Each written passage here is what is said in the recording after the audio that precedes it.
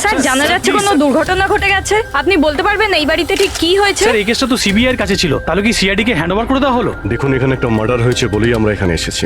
এর থেকে বেশি কিছুই বলতে পারবো না, পরে কথা বলছি। একটু সরে যান। আসুন স্যার।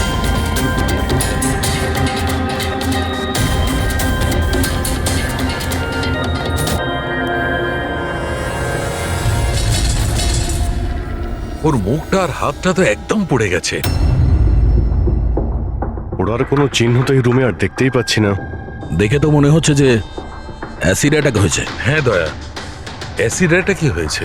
কিন্তু স্যার, কোথাও তো পড়তো জামা কাপড়ে বা নিচে কোনো অ্যাসিডের চিহ্নই তো নেই। সেটা তো ঠিক।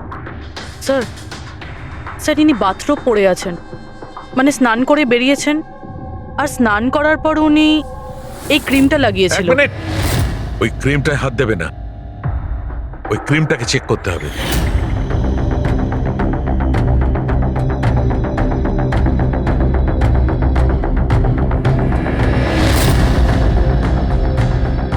আরে, এ তো কিছুই হলো না।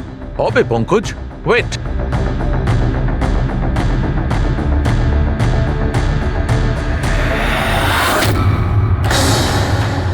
আরে স্যার, এটা তো দেখলে, এটাতে এমন অ্যাসিড মেশানো হয়েছিল যেটা সঙ্গে সঙ্গে কাজ করে না, 2-3 মিনিট বাদে কাজ শুরু করে। আর যখন কাজ শুরু করে তখন এরকম ভয়ঙ্কর ভাবে কাজ করে।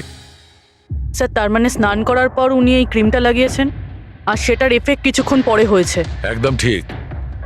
কেউ আসলে একে মারবার জন্যে এর নিজের যে ক্রিম ছিল সেটা এই ক্রিমটার সঙ্গে বদলে দিয়েছে। এটা কি বলছেন আপনারা? কি কি ব্যাপার? আপনি মনে হচ্ছে একটু বেশি ঘাবড়ে গেছেন। হ্যাঁ, কি জানেন আপনি এদের ব্যাপারে? না স্যার, আমি কিছুই জানি না। ম্যাডাম তো এই ক্রিমটা রোজই ব্যবহার করতো। আর এটা খনি ভালো মতোই জানতো, আর এটারই সুযোগও নিয়েছে। যেই হোক না কেন, আয়েশাকে খুব কাছ থেকে চিনতো। আচ্ছা, ওটা আপনি নয় তো? না স্যার। দেখো, আমরা জানি তুমি কিছু জানো। না ম্যাডাম, আমি কিছুই লুকাচ্ছি না। বেশ, এই ক্রিমটা আমি লুকিয়ে লুকিয়ে কখনো কখনো ব্যবহার করতাম, আর আজও এই ক্রিমটা আমি মেখেছি। এক মিনিট, এই ক্রিমটা তুমি কখন লাগিয়েছো? স্যার, ম্যাডামের ঘরে আসার কিছুক্ষণ আগে, এই ধরুন 8টা নাগাদ। 8টার সময়? চেক করো। স্যার, পুড়ে যাওয়ার তো কোনো চিহ্নই নেই। হবে না, পোড়ার দাগ এই জন্য হবে না কারণ উনি যখন ক্রিমটা লাগিয়েছিলেন ওতে অ্যাসিড ছিল না, মানে ওই ক্রিমটা অরিজিনাল ছিল। তার মানে খনি ক্রিম 8টা থেকে 9টার মধ্যেই বদলে দিয়েছিল। কিন্তু কিভাবে? এখানে এত সিকিউরিটি ছিল। মনে হয় আগে থেকেই কেউ রুমে ছিল। এটা কি করে হতে পারে স্যার? কারণ ম্যাডাম এখানে আসার আগে আমি এই রুমটাকে ভালো করে চেক করেছিলাম, এখানে কেউ ছিল না। আর তাছাড়া ম্যাডামের চিৎকার শুনেই আমরা দৌড়ে এখানে এলাম, আর দেখি দরজা ভেতর থেকে লক স্যার। হ্যাঁ স্যার, আর ভেতরে আসার জন্য আমাদের দরজা ভাঙতে হয়েছিল। ঠিক আছে, আপনারা এখন আসুন, প্রয়োজন পড়লে আবার ডেকে নিচ্ছি। Okay sir. রুমের ভিতরে কেউই আসেনি, কিন্তু রুমটা চেক করতে কনস্টেবলই এসেছিল। পুরোবি একটা কাজ করো, এদের সবার ব্যাকগ্রাউন্ড চেক করো। ততক্ষণে আমরা জানার চেষ্টা করি যে ব্যাপারটা কি। এত মিডিয়া, সিবিআই এর কেস, এতগুলো সিকিউরিটি, কি কারণে? অ্যাকচুয়ালি আয়েশা খুব বড় খেলোয়াড় ছিল, লাইক এজেন্ট। যে ধরনের এজেন্ট দুটো পার্টির মধ্যে ডিল করিয়ে মাঝখান থেকে ভালো কমিশন নিয়ে সরে যায়। শুধু এটা ধরে নিন যে আয়েশাও এই ধরনেরই এজেন্ট ছিল, কিন্তু টপ লেভেলে। ওর সমস্ত ডিলগুলি লাখ আর কোটি টাকার উপরেই হতো, আর সব কটাই ছিল একেবারে বেআইনি। আমাদের কাছে সব কিছুরই প্রমাণ ছিল, আমরা ওকে অ্যারেস্টও করেছিলাম। কিন্তু ও হঠাৎ করে রাজসাক্ষী হয়ে গেল। ও নিজের মুক্তির বিনিময়ে 3 জন বড় ব্যবসাদারের দুর্নীতির বিরুদ্ধে আমাদের হাতে সব প্রমাণগুলো দিত। আজ কোর্টে শুনানি ছিল, কিন্তু কাল রাতেই ওর মার্ডার হয়ে যায়। 3 জন বড় বিজনেসম্যান, এরা কারা? বিকি, রাহুল, কুমার। এই 3 জনের কাছেই পয়সা আর পাওয়ার যথেষ্ট আছে, যা খুশি করতে পারে। আর যে প্রমাণগুলো আয়েশার কাছে ছিল? আয়েশার কাছে কিছু টেপ ছিল, এই 3 জন বিজনেসম্যানের বেআইনি কাজের কিছু ভিডিও ফুটেজ।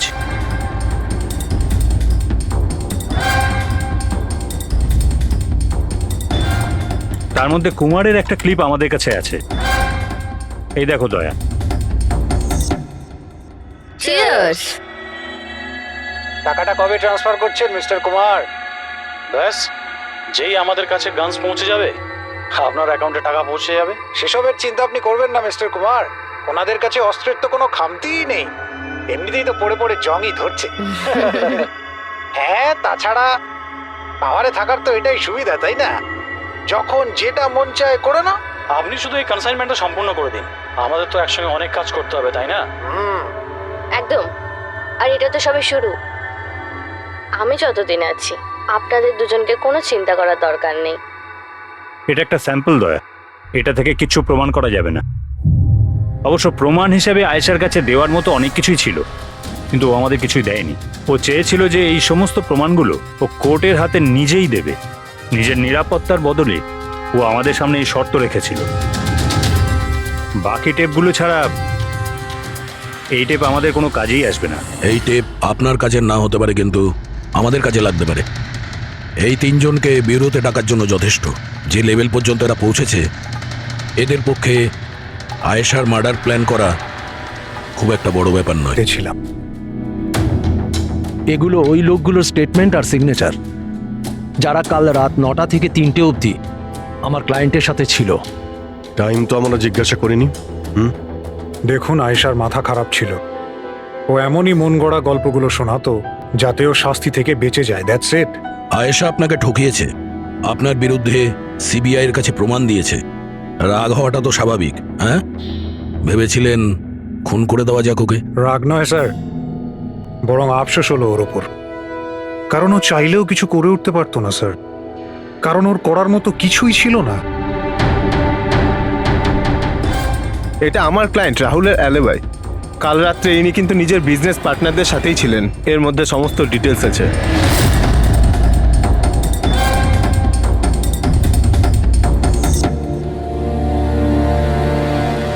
আমার মনে হয় না যে আপনাদের কিছু জানার আছে বলে।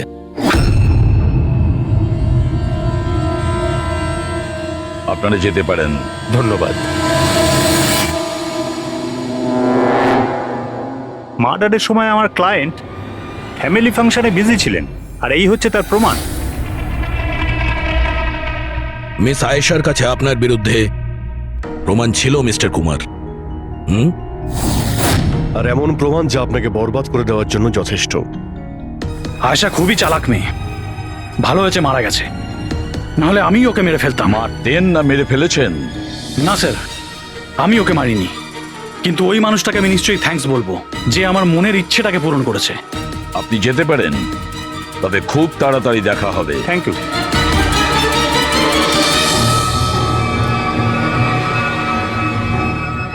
আপাতত আমরা কাউকেই অ্যারেস্ট করতে পারবো না, এখানে সবারই কোনো না কোনো কারণ আছে। স্যার, হ্যাঁ স্যার, স্যার একটা কথা জানা গেছে।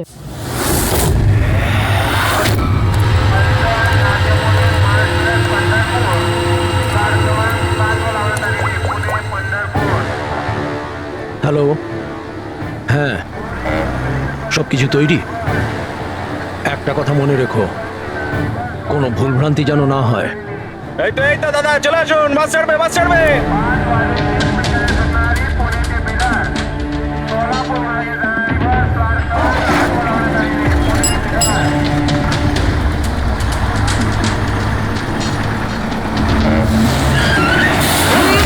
চাপ বাবা।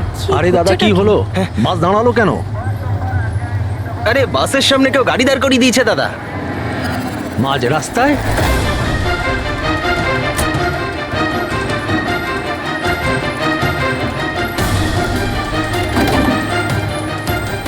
স্যার, আপনারা এখানে? শহর ছাড়ার খুব তাড়া দেখছি তোর।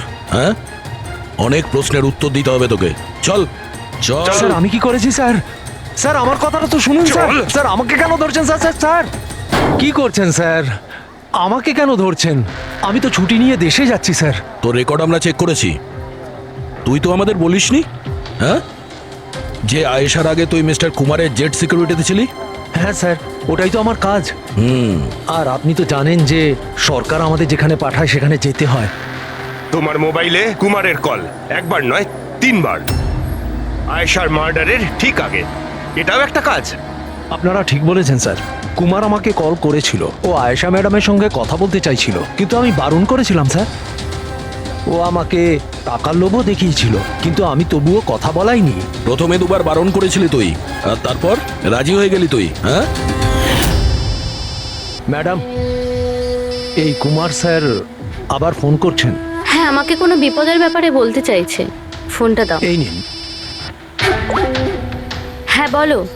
আমি জানতে পারলাম তুমি আমার জন্য চিন্তা করছো, কোনো বিপদ থেকে আমাকে উদ্ধার করতে চাইছো। How strange. আমি বলে দিচ্ছি, আমি তোমাকে খুব ভালো মতো চিনি। আর এই সমস্ত কার্যকলাপ না তুমি অন্য কারোর সাথে করো। আর এমনিতেও যদি আমি জেলে যাই, এই টাকাগুলো নিয়ে আমি কি করব? আচার দেবো? এই টাকাটা না তুমি তোমার কাছেই রাখো, এটা তোমারই সাহায্যে লাগবে। কোনো দরকার নেই এই ফোনটা আমাকে দেওয়ার। আমার সাথে গেম খেলার চেষ্টা করে যাচ্ছে, আর তুমি ওকে সাহায্য করছো। আমি কোথায় ম্যাডাম? আপনাকে সাহায্য করছিলাম তো। ঠিক আছে থাক, শুধু এইটুকুনি জেনে রেখো, তুমি যদি ওকে সাহায্য করো না, রক্ষা পাবে না। আমি সিবিআই কে বলে দেবো, যদি আমার কিছু হয় তাহলে সবার প্রথমে তোমাকেই অ্যারেস্ট করবে। তুই গেছিলি না আয়েশার ঘরে ঠিক ওর রুমে ঢোকার আগে? ওর বিউটি ক্রিমটাকে অ্যাসিড ক্রিমে বদলাতে খুব বেশি সময় লাগেনি নিশ্চয়ই, তাই না? এ আপনি কি বলছেন স্যার? আমার কথা বিশ্বাস করুন, আমি সত্যি বলছি। যদি তুই সত্যি কথাও বলিস না, তাহলেও এই কেস যতক্ষণ না সলভ হচ্ছে তুই আমাদের হেফাজতে থাকবি, বুঝলি? এখন চল, নিয়ে চল ওকে, চল চল। আরে স্যার আমি কিছু করিনি স্যার, ছেড়ে দিন স্যার, প্লিজ স্যার। হ্যাঁ পুরবি, বলো। স্যার, ওই ফুটেজটা যেটা ও সিবিআই কে পাঠিয়েছে, সেটা ওই ঘর থেকেই শুট করা হয়েছে যেখানে ওর খুন হয়েছিল।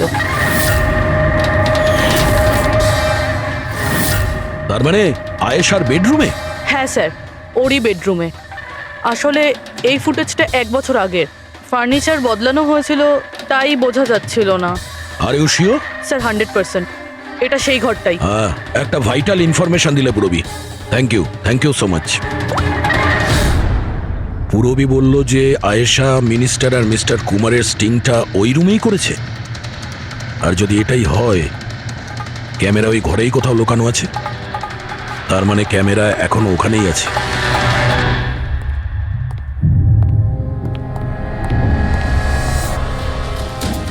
রুম তো এটাই। আর এই হলো জানালা।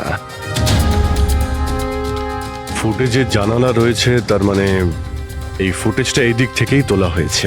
স্যার, ফুটেজ অনুযায়ী তো ক্যামেরা এখানে থাকা উচিত। না ভাই, এতটা হাইটে না, ক্যামেরা আই লেভেলে ছিল, আর সেই হিসেব অনুযায়ী এইখানেই কোথাও হওয়া উচিত। আচ্ছা, ওই আয়নার ভিতরে নেই তো? আরে ওই যে আয়নাগুলো থাকে না, যার একদিকে দেখা যায় আর একদিকে দেখা যায় না। ভাই তাহলে তো জানতেই পারা যাবে। কি করে স্যার? তুমি ওই ফিঙ্গার নেল টেস্টের কথা শোনোনি? যে কোনো অচেনা জায়গাতে বা ট্রায়াল রুমে ড্রেস চেঞ্জ করার আগে এই টেস্ট করে নেওয়া উচিত, ফিঙ্গার নেল টেস্ট। তোমার যে নখ রয়েছে সেটা তুমি কাঁচের মধ্যে লাগাও, আর তোমার রিফ্লেকশনে যে নখ আছে আর তোমার যে নখ রয়েছে তার মধ্যে যদি গ্যাপ থাকে তাহলে সেটা আসল, আর যদি গ্যাপ না থাকে তাহলে সেটা নকল ওয়ান ওয়ে। যেমন এই মিররটা, এটা ওয়ান ওয়ে মিরর। যদি মিররটা ওয়ান ওয়ে হয় তাহলে তো এর পেছনে জায়গা থাকার কথা।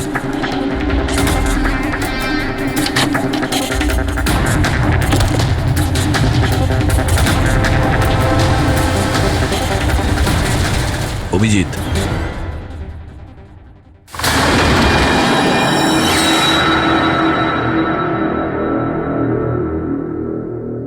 এখানে তো পুরো ফিল্মের সেটআপ লাগানো রয়েছে।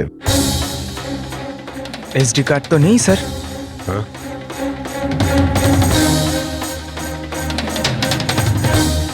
লকার খালি। স্যার মনে হয় টেপটা এখানেই রাখতো।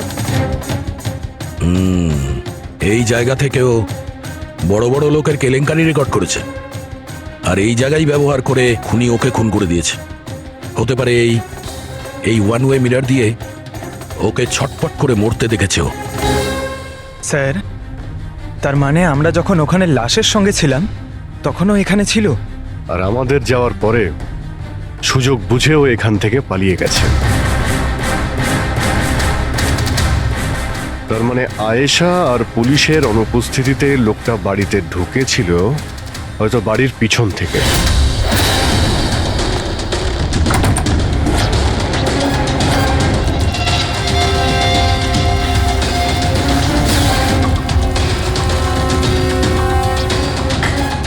ও আয়েশার বিউটি ক্রিমটাকে সরিয়ে বিষাক্ত ক্রিমটা রেখে দেয় আর তারপর ভিতরে ঢুকে বসে থাকে। তার মানে ও চোখের সামনে আয়েশা ওই ক্রিমটা লাগিয়েছে আর একটু বাদে ছটফট করতে করতে মরে গেছে। তারপর পুলিশ আর রাখি এখানে আসে, তখনও ভেতরে ছিল।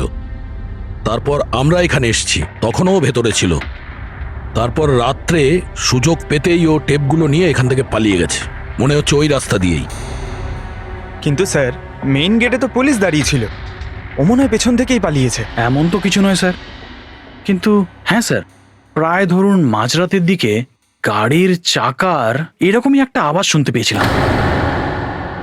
শব্দটা কোথা থেকে হয়েছিল মনে আছে তোমার? এই তো স্যার, এই পেছনের দিক থেকে, কিন্তু একবারই পেয়েছিলেন স্যার, আর দ্বিতীয়বার শুনিনি স্যার। ঠিক আছে, থ্যাংক ইউ।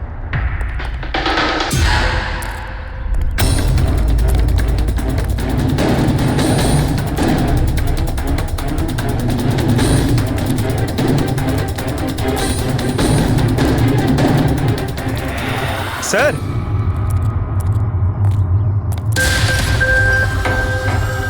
স্যার, টায়ারের ঘষার চিহ্ন তো রয়েছে এখানে। এ দেখতে পাচ্ছ এখানে এই তেল আর জল পড়ে আছে। মনে হচ্ছে এসি চালিয়ে গাড়ি এখানে অনেকক্ষণ দাঁড়িয়েছিল। আর তারপর গাড়ি এখান থেকে বেরিয়ে গেছে। ওই কনস্টেবল এই গাড়িরই টায়ারের আওয়াজ শুনেছিল। যদি গাড়িটা এখানে অপেক্ষা করেই থাকে তাহলে হঠাৎ এমন কি হলো যে তাড়াহুড়ো করে চলে গেল? স্যার, মনে হয় কেউ দেখে ফেলেছিল, ওই জন্য ভয়তে পালিয়ে গেছো। পয়েন্ট আছে। এখানে আশপাশটা জিজ্ঞাসা করে দেখি।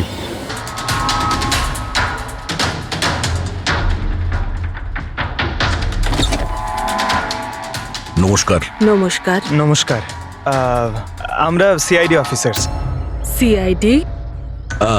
ম্যাম, কালকে রাত্রে আপনি এখানে কিছু কিছু অদ্ভুত দেখেছিলেন বা শুনেছিলেন, এমন কিছু যা আগে কখনো ঘটেনি? হ্যাঁ, দেখে তো ছিলাম। অনেক রাত পর্যন্ত আমি ঘুমোতে পারিনি। আর রাতে আমি দেখলাম বাড়ির সামনে একটা বড় গাড়ি পার্ক করা আছে, কিন্তু ওটা আমাদের সোসাইটির কারণ নয়। অনেক রাত পর্যন্ত গাড়িটা কিন্তু ওখানেই ছিল। কোন গাড়ি ছিল আপনার মনে আছে কিছু? দেখুন, গাড়ির ব্যাপারে তো আমি বিশেষ কিছু তো জানি না, কিন্তু ওটা HX9 ছিল, কারণ আমার ছেলের কাছেও ওই একই গাড়ি আছে। I see. আরো একটা কথা, যতক্ষণ ওই গাড়িটা ওখানে দাঁড়িয়ে ছিল না, গাড়ির ইঞ্জিনটা চালুই ছিল আর ভিতরে একজন বসেও ছিল। আমি এটা দেখছিলাম আর তখনই ওখানে কাউকে একটা আসতে দেখলাম, আমাদের আয়েশার বাড়ির দিক থেকে। ওর হাতে কিন্তু একটা ব্যাগও ছিল। আরে এই যে, কে ওখানে? গাড়িটা তো চলে গেল, কিন্তু এটা বুঝতে পারলাম না যে ওরা কারা ছিল, কেন এসেছিল, আর ওরা আয়েশার বাড়িতেই বা কি করছিল। Thank you ma'am, thank you very much. Thank you. Sir, তার মানে খুনির সঙ্গে আর একটা লোক ছিল যে গাড়িতে বসে অপেক্ষা করছিল। লাখ টাকার গাড়ি ছিল। কি মনে হচ্ছে কে হতে পারে? সন্দেহের তালিকা এখন ওই তিনজনই রয়েছে। আরটিও থেকে খোঁজ নিয়ে দেখি এই গাড়িটা এই তিনজনের মধ্যে কার কাছে রয়েছে। স্যার, এই ধরনের দামি গাড়ি 3 জনের কাছে আছে। কি? হ্যাঁ স্যার, খুবই শৌখিন লোক, এক একজনের কাছে অনেক গাড়ি আছে। তাহলে এই 3 জনের মধ্যে ওই গাড়িটা কার আছে কি করে জানতে পারবো? তাও সিচুয়েশন অনুযায়ী খুনি এই তিনজনের মধ্যে কেউ মনে হচ্ছে। না স্যার, আমরা তিনজন এই খুনের ব্যাপারে কিচ্ছু জানি না। আপনারা এখানে কেন? স্যার, আয়েশা জীবনকালে তো আমাদের বাঁচা দুষ্কর করেই দিয়েছিল, এখন মরার পরেও আমাদের বাঁচা দুষ্কর করে দিচ্ছে। তার মানে? স্যার, আয়েশার খুনি ও আমাদের প্রত্যেককে ফোন করে 25 কোটি টাকা করে চেয়েছে, তাও আবার 24 ঘন্টার মধ্যে। আর হুমকি দিয়েছে আমরা যদি না দিই তাহলে ও আমাদের টেপ লিক করে দেবে। এর মানে হচ্ছে আমাদের মার্ডারের সঙ্গে কোনো সম্পর্ক নেই। ওই কলাটাকে চিনতে পেরেছেন? না স্যার, আমি চিনতে পারিনি। আপনারা শুনে নিন, আমি কলটা রেকর্ড করেছি। আয়েশাকে আমি খুন করেছি, আর ওই টেপসগুলো আমার কাছেই আছে। ওই টেপসগুলোর মধ্যে যা প্রমাণ আছে তোমাদেরকে সারা জীবন জেলে রাখার জন্য যথেষ্ট। 24 ঘন্টার মধ্যে কেম্যান ল্যান্ড ব্যাংকের অ্যাকাউন্ট নাম্বার 23122-তে 25 কোটি টাকা জমা করে দিন, না হলে এই প্রমাণটা পুরো দুনিয়া দেখবে। তোমাদের কাছে 24 ঘন্টা আছে, ভেবে নাও কি করবে। ওকে ট্রেস করো, দেখো কোথা থেকে ফোন এসেছে, কে ফোন করেছিল, দেখো কোনো ডিটেলস পাওয়া যায় কিনা। ওই যে ও অ্যাকাউন্ট নাম্বার দিয়েছে, ওটা দিয়ে হয়তো জানা যেতে পারে। না, ইন্টারন্যাশনাল ব্যাংক স্যার, কোনো ডিটেল দেবে না ওরা। হ্যাঁ, কথাটা ঠিকই। স্যার, হ্যাঁ, ইন্টারন্যাশনাল কল ট্রেস করতে পারছি না। তার মানে কিছুই হবে না? ওই বদমাসকে 25 কোটি টাকা দিতেই হবে? না, কেন দেবেন 25 কোটি টাকা ওই বদমাশ লোকটাকে? হ্যাঁ, আর কেন দেবেন যেখানে আপনারা কিছু করেননি? না কোনো ঘুষ দিয়েছেন আপনারা, না কোনো বেআইনি কাজ করেছেন। তাহলে আপনাদের বিরুদ্ধে ওই টেপে তো কিছুই থাকবে না। হ্যাঁ, যদি আপনারা কিছু করে থাকেন তাহলে। আরে এটা কি বলছেন স্যার? আমরা কিচ্ছু করিনি, আমরা ইনোসেন্ট, আমরা নির্দোষ। আপনি তো অযথাই আমাদের ওপর। আশ্চর্য তো। এনিওয়ে, থ্যাংক ইউ, আমরা নিজেরা সামলে নেব। চলো।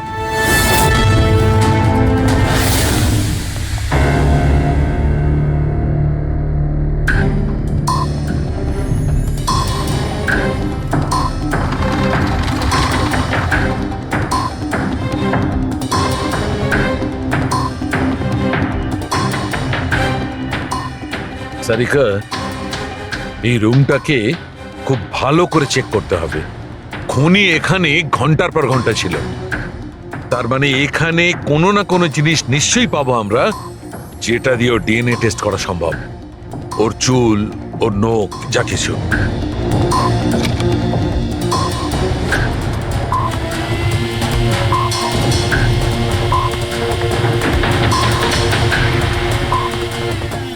এক মিনিট সারিকা, হ্যাঁ, একটা ফোর্সেপ দাও।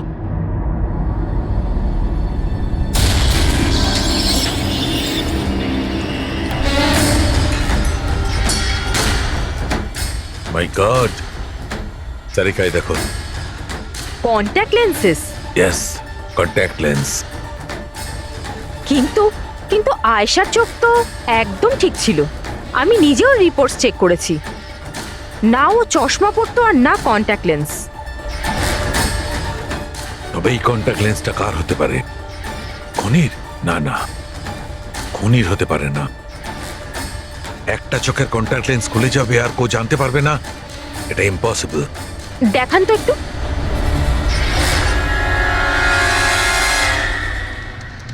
বেশ হাই পাওয়ারের লেন্স। High power lens? কিছু তো আছে এই রুমে। একে তো এই ঘরটা চারিদিক থেকে বন্ধ, কোনো জানলা নেই, কোনো ভেন্টিলেটর নেই। হ্যাঁ? ও ওহো, কি হয়েছে? সারিকা, তুমি জানো তো ওই কালার স্টেন কেমিক্যাল বানানো হয় যা দিয়ে ঘাম টেস্ট করা যায়? হ্যাঁ জানি। গুড, এক কাজ করো, তুমি কালার স্টেন কেমিক্যাল বানাও। খুনি এখানে এই ঘরের মধ্যে ঘন্টার পর ঘন্টা ছিল, আর আমাদের অল্প সময়ের মধ্যে এত ঘাম হয়ে গেল। খুনির তো খুব ঘাম হয়েছিল। ইয়েস, এই ঘামটাকে চেক করব, তার থেকে জানা যাবে যে খুনি কোথায় ছিল, দাঁড়িয়ে ছিল না বসে ছিল না কিভাবে ছিল, সব কিছু। ওই র্যানসাম কলের কোনো মানেই হয় না, ওই কল বোগাস হতে পারে। হ্যাঁ স্যার, কারণটা আমাদের কেস থেকে সরানোর জন্য আর টাকা কামানোর জন্য। এই তিনজনের মধ্যে কেউ আয়েশাকে খুন করে আর ওই টেপটাকে চুরি করে, আর সে বাকি দুজনকে কল করে ব্ল্যাকমেল করছে। কিন্তু স্যার, সে কে? স্যার, আমার তো মনে হয় কুমার হতে পারে। ও ভীষণ রকচটা, যে কারো খুন করতে পারে। আর ওই বাকি দুজন, ওরাও কম যায় না স্যার। এই তিনজনের যেমন পয়সাও আছে তেমন ক্ষমতাও আছে এদের। খুনি এই তিনজনের মধ্যেই কেউ হবে স্যার। আর খুনির একজন সঙ্গীও আছে, যে ওই বাইরে গাড়িতে বসে খুনির জন্য অপেক্ষা করছিল? হ্যাঁ, হবে তো এই তিনজনের মধ্যেই কেউ, আর এমন একজন যে আয়েশাকে খুব কাছ থেকে চিনতো। এক্স্যাক্টলি, সেই জন্য ও জানতো যে আয়নার পেছনেও আরো একটা রুম আছে, আর আয়েশা কোন ক্রিম ব্যবহার করতো সেটাও ও জানতো। স্যার এর মানে ওই গোপন জায়গার ব্যাপারে খুনি ছাড়া আর কেউ কিছু জানতো না। এক্স্যাক্টলি। তাহলে স্যার, তাহলে আবার কি করবে দয়া? ধরে ফেলো ওদের। ওদের প্ল্যানিং এই ওদেরকে ফাঁসাতে হবে।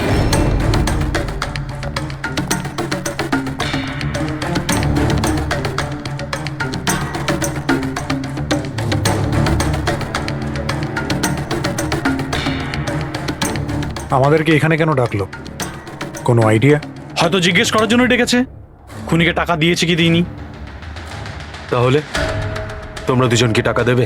তোমাদের কি মনে হয় টাকা দেওয়া ছাড়া আর কোনো উপায় আছে? তা তুমি কি করতে চলেছো ভিকি? দেবে টাকা? দেখো, টেপের ব্যাপারে তো কিছু বলতে পারছি না, আর তাছাড়া আমি কোনো বেআইনি কাজ করিনি, এই জন্য টাকা দেওয়ার তো কোনো প্রশ্নই আসে না। সরি, আমি টাকা দিচ্ছি না। ও কাম অন ম্যান, এত ঢং করার কি আছে? কিছু করে থাকলে বলো না, শুধু আমরা তিনজনই আছি এখানে। দেখো রাহুল, যদি কথা... এক সেকেন্ড, নাও সিআইডি মেসেজ করেছে। আরে কোথায় আছে ওরা? কি লিখেছে বল। কোথায় আটকে গেছে, আসতে পারবে না, ফিরে যেতে বলেছে। হোয়াট ননসেন্স ভাই, আমরা কখন থেকে এখানে বসে আছি, শুধু শুধু সময় নষ্ট করে গেল। এবার কি করবে? যাওয়া যাক, আর কি, চলো কাম অন।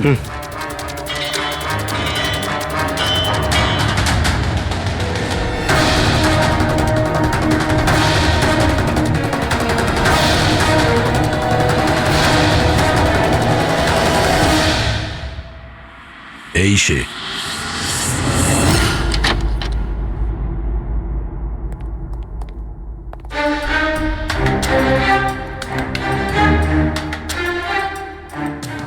স্যার, ভিকি, তার মানে ও জানতো যে আয়নাটার পিছনে ক্যামেরা আছে? হ্যাঁ, বাকি দুজনের হয় এরা কিছু জানে না, না হলে আমাদের সামনে অ্যাক্টিং করছে। স্যার আমার তো এই বিকিকে সন্দেহ হচ্ছে। এবার কি করব? নজর রাখা যাক এর ওপর, কোনো না কোনো ভুল নিশ্চয়ই করবে। হ্যাঁ সারিকা, কালাস্টেন কেমিক্যাল রেডি। ঠিক আছে, চলো।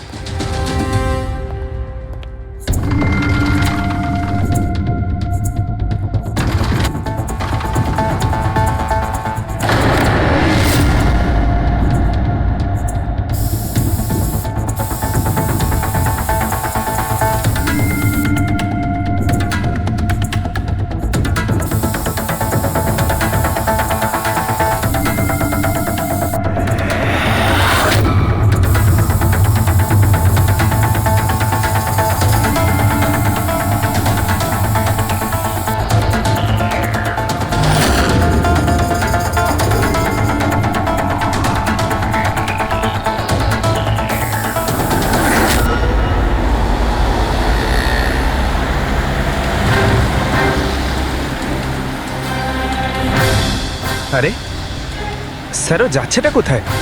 আরে কোথায় আর যাবে পঙ্কজ, বন্ধুদের সাথেই দেখা করতে যাচ্ছে, আবার কি?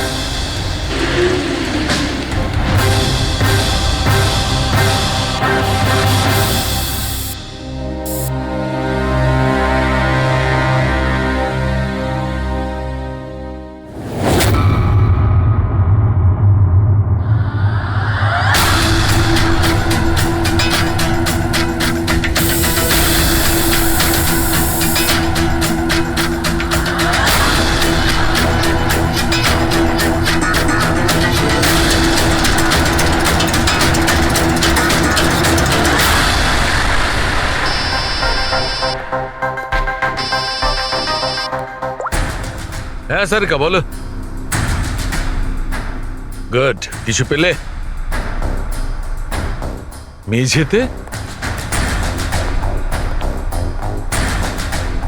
মেঝেতে শুয়েছিল? মেঝেতে কেন? ওকে ওকে, ঠিক আছে সারিকা, আমি তোমাকে পরে ফোন করছি। বাই। ওই 2 দিন আগে আমি 1124 লাস্টটা এনেছিলাম, হ্যাঁ স্যার। কোথায় ওটা? ওর মুখটা দেখতে হবে। এই যে স্যার।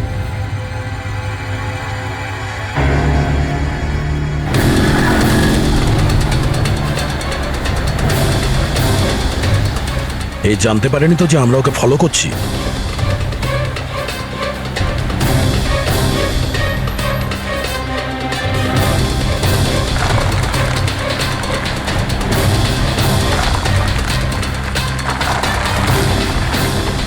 স্যার, এটা সত্যি সত্যি বাড়িতে ঢুকে গেল। ভেবেছিলাম ও কোনো বন্ধুর সাথে দেখা করবে। হ্যাঁ অভিজিৎ। কি? ডক্টর সালুকে বলে দিয়েছেন যে খুনি কে? কে? ও হ্যাঁ, আমরা এই ভিকিকে ফলো করতে করতে ওর বাড়ির কাছে পৌঁছে গেছি। ঠিক আছে, আমরা ওয়েট করছি। অভিজিৎ আসছে।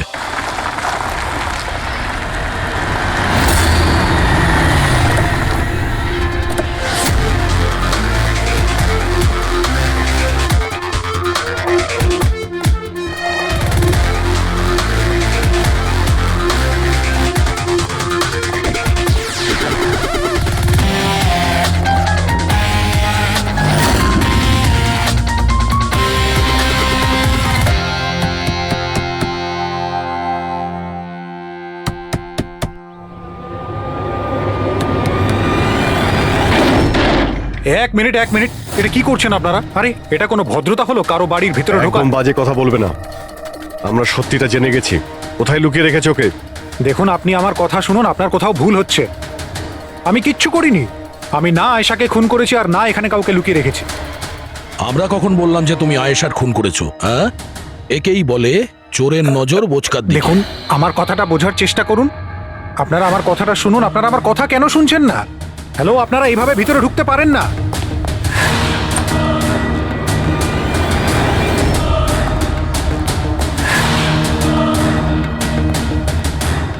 এখানে তো কেউ নেই। আমি বলছি আপনাদেরকে এখানে কেউ নেই, প্লিজ। আরে বন্ধ করুন এগুলো। এইভাবে ভিতরে আপনারা ঢুকতে পারেন না। Hello, excuse me. হ্যালো, আরে ওপরে কিচ্ছু নেই স্যার। আরে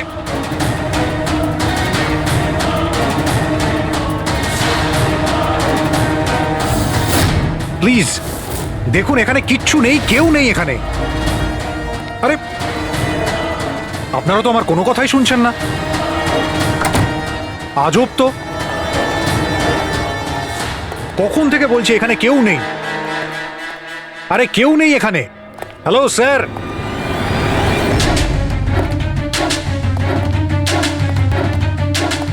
দেখুন আমার কথাটা শুনুন প্লিজ। শুনুন, দেখুন দেখুন, আমি আপনাকে বলছি আমি আয়েশাকে খুন করিনি। প্লিজ আমার কথাটা বোঝার চেষ্টা করুন। আমি সত্যি বলছি। আমরা জানি যে তুমি আয়েশাকে খুন করনি। তাহলে আপনারা এখানে কি খুঁজছেন? 1 মিনিট, সব জানতে পারবে।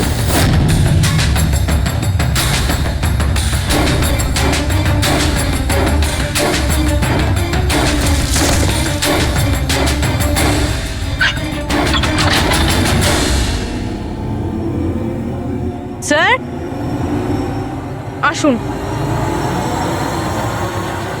আয়েশা দেবী, আপনার খেলা শেষ, চলে আসুন। সালুমকে স্যার আগেই বলে দিয়েছিল তুমি বেঁচে আছো। আসলে আমি ওর চোখটা চেক করব।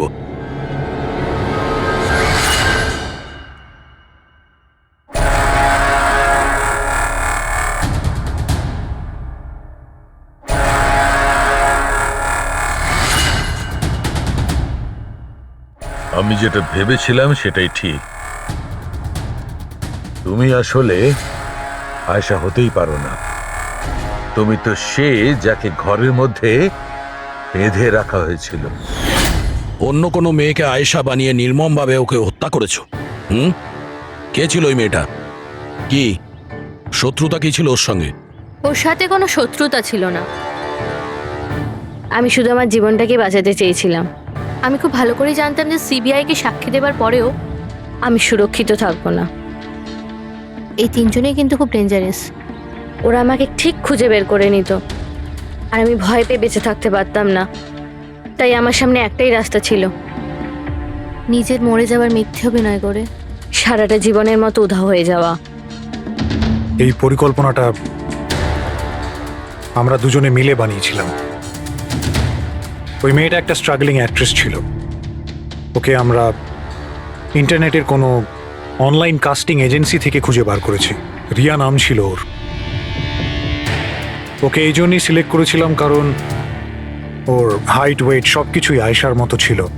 আমরা ওকে মিথ্যে মিটিংয়ের অজুহাতে বাড়িতে ডাকি আর ওকে অজ্ঞান করে দিই, আর ওকে বেঁধে ওই গুপ্ত রুমে রেখে দিই।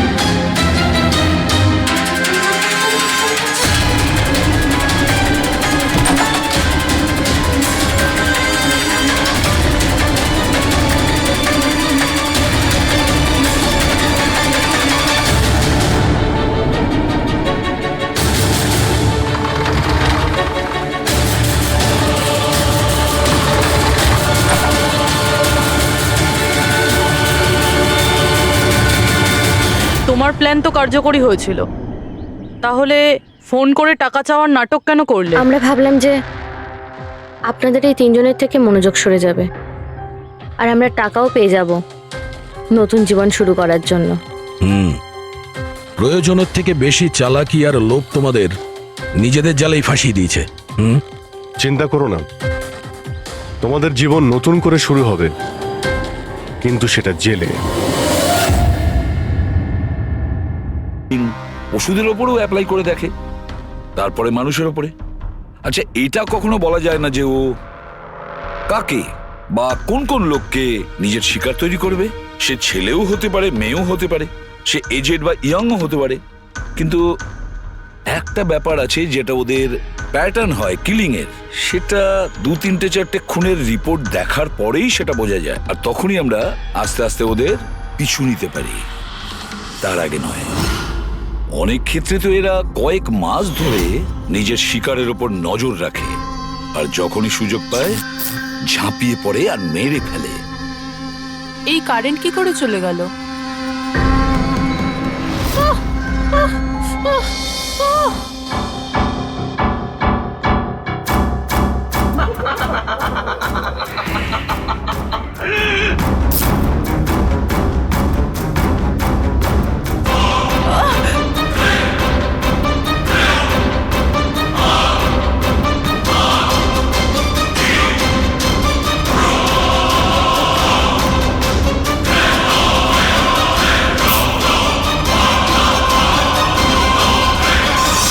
ওহ গড, এই কারেন্টটা এখনই যাওয়ার ছিল।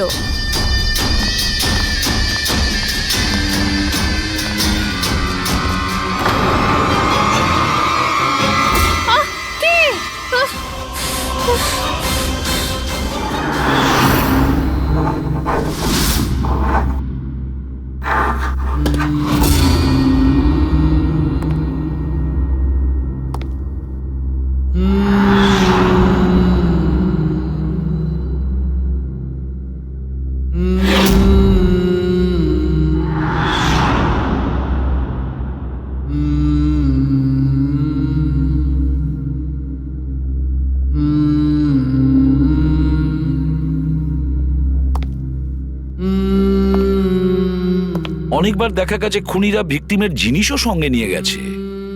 ভিকটিমকে খুন করার পরে হয়তো নিজের জয়ের মেডেল ভেবে, যে কোনো জিনিসই হতে পারে। কোনো মহিলার ঝুমকো দুলও হতে পারে, বা আংটিও হতে পারে, আবার কোনো নখও হতে পারে, এমনকি ভিকটিমের চুলও হতে পারে, মাথার চুলও।